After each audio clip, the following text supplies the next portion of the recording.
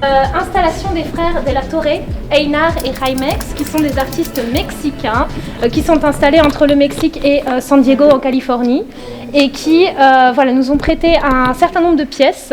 Comme vous pouvez le constater, il y a des pièces en verre, mais il y a aussi et surtout une accumulation d'objets plus ou moins kitsch, plus ou moins originaux, plus ou moins inattendus, qui s'amoncellent sur cette table.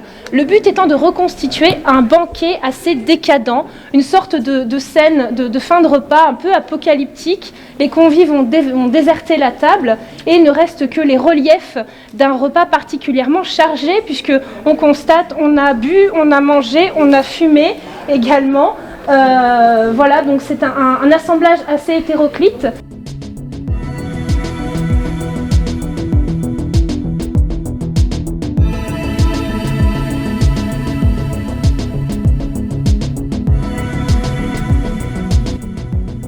Et les pièces de verre représentent des personnages complètement difformes, des alebrijes. Pour ceux qui ont suivi l'île 3000, il y avait toute une présentation Eldorado.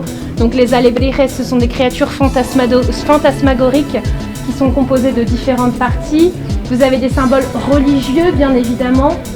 L'allusion à l'Eldorado, à ce paradis perdu avec l'or en feuilles qui recouvre certaines parties de cette table.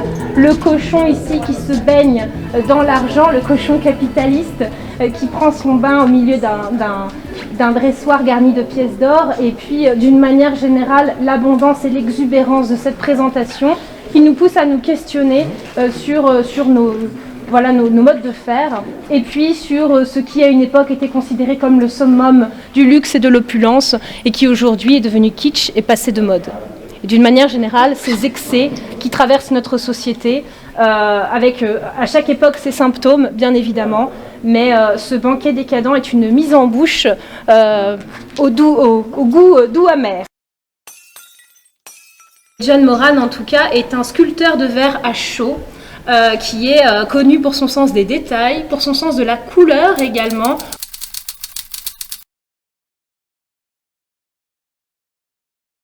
Observez les marbrures sur le ventre du consommateur exsangue ici, qui s'abandonne dans les bras du clown Ronald McDonald, qui est bien sûr le symbole du consumérisme et de la malbouffe universelle. Il est devenu célèbre récemment parce qu'il a gagné la saison 3 de Blown Away, qui est une émission sur Netflix. Donc le clown Ronald McDonald a disparu, mais il est toujours dans les imaginaires. Et il berce ici un consommateur, un adolescent complètement exsangue. Alors vous voyez que les mains, les visages, le ventre, les jambes sont réalisés en verre sculpté à chaud. Et puis nous avons également les vêtements, qui sont de vrais vêtements, qui ont été recouverts de résine acrylique, pour habiller les acteurs de cette Pietà, s'inspirer bien sûr de la Pietà de Michel-Ange.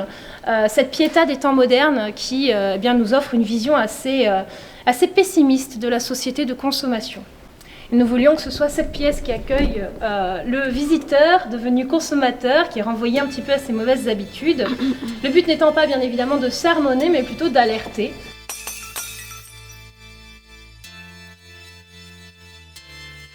Un peu béni. Et en même temps, c'est une manière de dénoncer les travers de cette société dans laquelle on consomme de manière un petit peu démesurée. En témoigne la taille de cette portion de frites. Oula Goldaz a choisi ici un plat de viande qui, comme vous le voyez, commence sérieusement à s'avarier. Cette viande dénonce le gâchis finalement de ces êtres vivants que l'on a tués pour ne pas les consommer.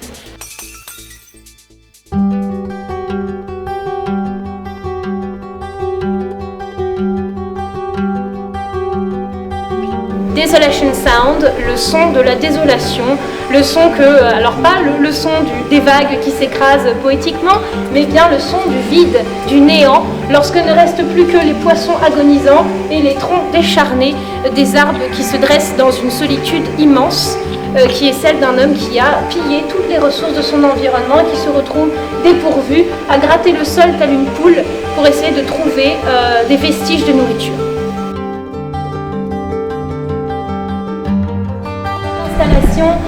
C'est le rappel que l'argent ne se mange pas. C'est un petit peu la conclusion de la citation et la conclusion de l'installation. avec ici ces billets en verre. Tout ce qui est en relief ici est en verre. Et puis la grande plaque In God We Trust qu'on retrouve sur les billets de banque américains. Donc ce symbole du consumérisme également. C'est violente, assez impactante, avec ce bras en verre moulé au point serré dans lequel est fichée une aiguille qui vient distiller les informations, qui vient distiller cette drogue dure que devient Facebook pour beaucoup de consommateurs qui finalement ingèrent, s'imprègnent de cette actualité sur les réseaux sociaux. Donc c'est rangé par 7 puisqu'il y a 7 jours dans la semaine, donc chaque jour on prend sa petite dose de réseau social, quitte à se couper complètement de la réalité du monde.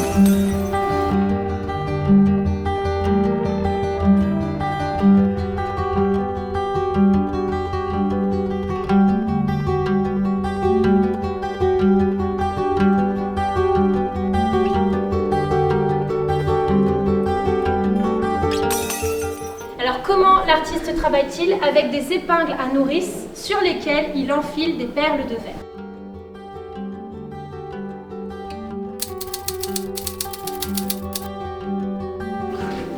Theme is Under the Water, and this wax is my memory from children time.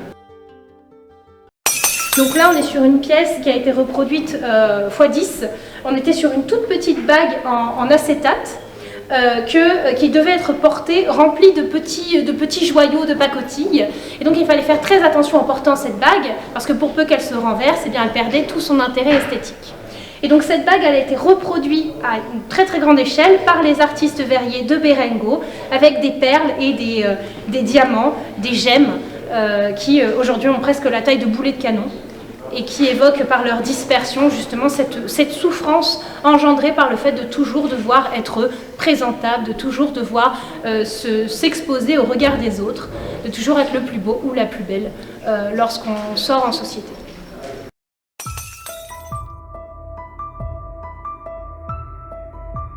Donc Vincent Bride, il nous a proposé une Argus Tower, une tour Dieu qui font référence à Argus, le gardien mythologique avec ses 100 yeux. On disait qu'il y avait toujours 50 qui dormaient et 50 qui étaient en éveil, et ça permettait de surveiller constamment.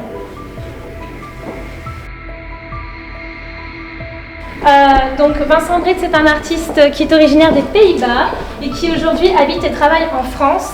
Alors c'est un artiste qui est très connu dans le milieu verrier contemporain parce qu'il a un atelier et il a créé une association, Hot Shop France, qui permet aux artistes de louer ses locaux qui sont très très grands. Il est installé à Brucieux près de Lyon.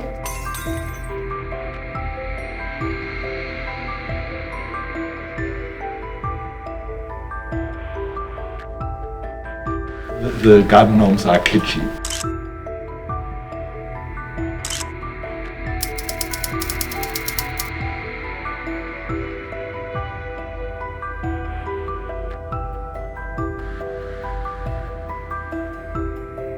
But also I want to catch first the people, everybody says, oh, nice, colorful, but then they see the different meanings and then they start maybe thinking, so it should be a kind of fun in the story with the color.